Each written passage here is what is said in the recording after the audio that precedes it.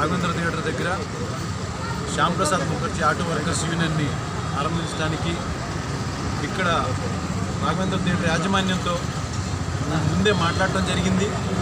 ఆయనకి ఏ ఇబ్బంది లేకుండా స్టాండ్ని ఆయన ప్రెమిసెస్కి ఎలాంటి ఇబ్బంది కలగకుండా ఒక అనువైన స్థలంలో దీనికి అన్ని రకాల ఏర్పాట్లు చేసుకోవడం మాట్లాడటం అన్నీ జరిగిన తర్వాత ఇవాళ ఓపెన్ చేద్దామనే సమయానికి అధికారంలో ఉన్నటువంటి వైఎస్ఆర్సీపీ పార్టీ ఎక్కడా కూడా దీన్ని కార్యక్రమాన్ని అడ్డుకోవడానికి జరగనివ్వకుండా ఉండాలని చెప్పని వాళ్ళ కుళ్ళు కుతంత్రాలతో సంబంధించినటువంటి రాజకీయ కుట్ర ప్రయత్నాలు స్పష్టంగా ఇవాళ మనం చూడొచ్చు.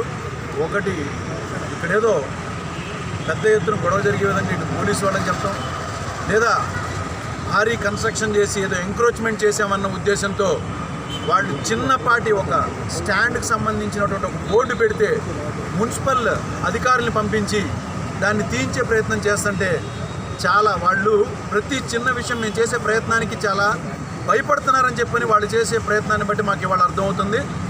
మీరు ఎన్ని ప్రయత్నాలు చేసినా ఏం చేసినా ఇక్కడ ఇవాళ స్టాండ్కి సంబంధించినటువంటి ఈ స్థలాన్ని మాత్రం మేము తప్పనిసరిగా ఓపెన్ చేస్తాము.